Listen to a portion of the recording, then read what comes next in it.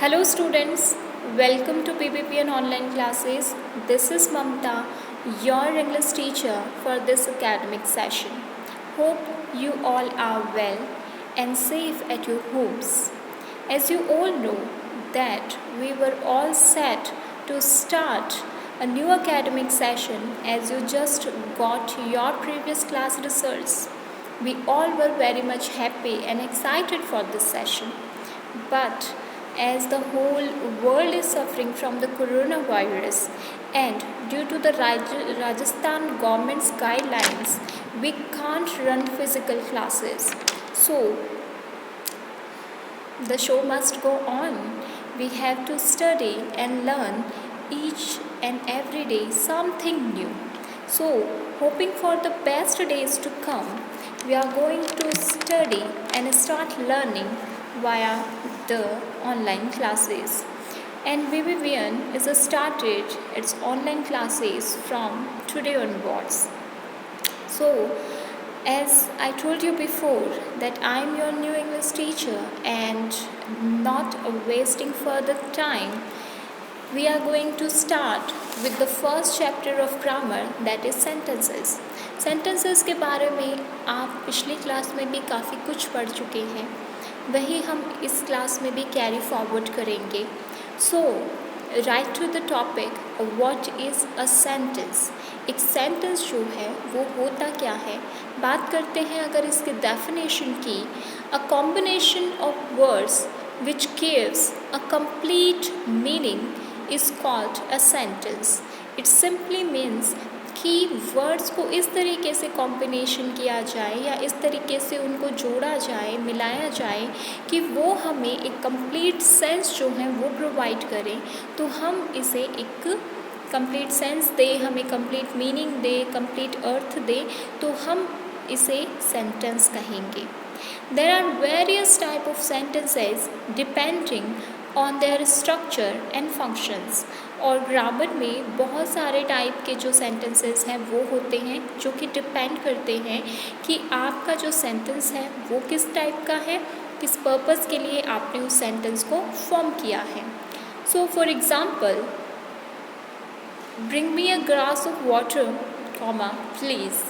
So here we are requesting कि क्या आप मुझे एक पानी का गिलास ला कर देंगे. ठीक है.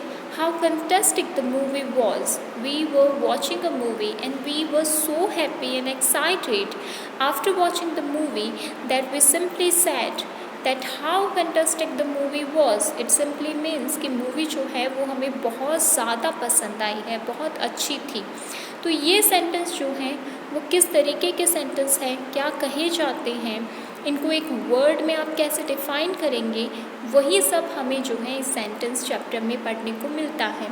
सो डेफिनेशन की बात हमने करी कि combination of words which gives us complete meaning is called the sentence. Okay.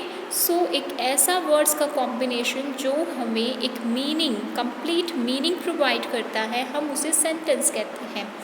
Then हम बात करते हैं कि सेंटेंस जो है उसमें कौन कौन सी चीज़ें कंपल्सरी हैं. तो इसके रूल्स की बात करें तो a sentence begins with a capital letter. कोई भी सेंटेंस आप शुरू करते हैं तो वो हमेशा कैपिटल लेटर से ही शुरू किया जाता है. Second one is the words in a sentence must be in the correct order. यानी कि आप जो भी जिस भी तरीके का सेंटेंस लिख रहे हैं आपको उसे हमेशा करेक्ट ऑर्डर में ही लिखना चाहिए.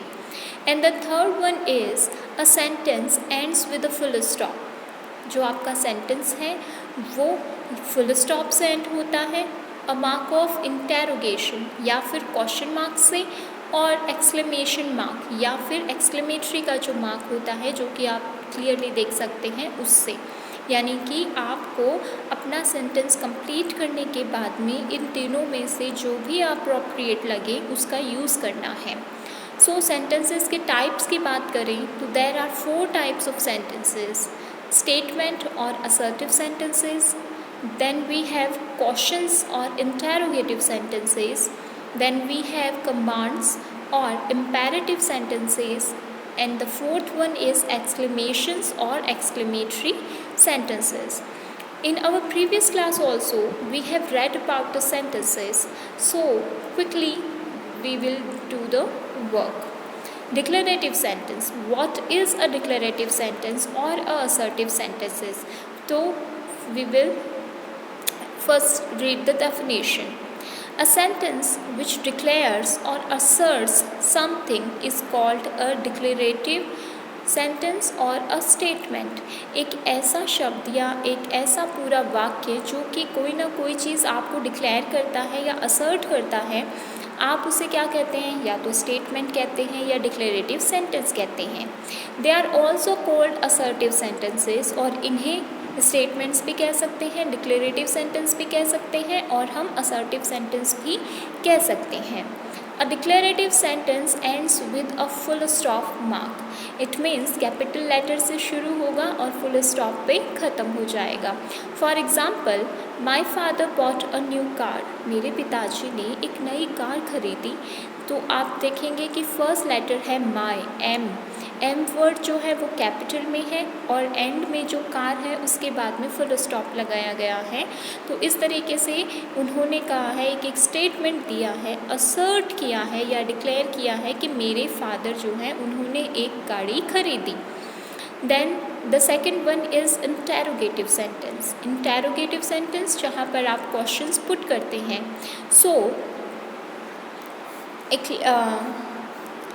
Sentences that have questions are called interrogative sentence. जिसमें किसी न किसी तरीके से प्रश्न पूछे जाते हैं, सवालात किए जाते हैं, उन्हें हम इंटेरोगेटिव सेंटेंस कहते हैं। They are also called question state sentences. इन्हें हम क्वेश्चन सेंटेंसेस के नाम से भी जानते हैं। All written questions ends with a question mark, यानी कि जब भी आप इस तरीके के इंटेरोगेटिव सेंटेंसेस को यूज़ करते हैं या फॉर्म करते हैं तो एंड में हमेशा क्वेश्चन मार्क जो है वो पुट करना होता है। For example, does your brother live in Dubai.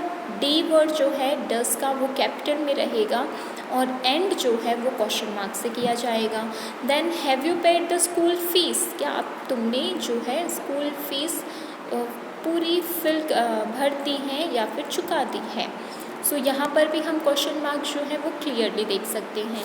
So in today's chapter we have learned that the definition of sentence, that what is the definition, that a combination of words which gives a complete meaning is called the sentence. तो sentence क्या होते हैं?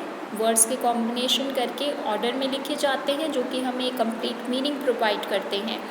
Then we have read the examples, then we have read or learned that the sentences are of 4 types: statements, commands, questions and exclamations.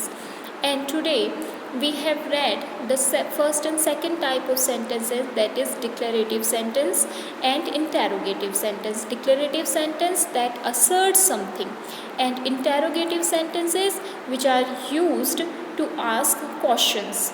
Okay, so you have to write the definitions of this.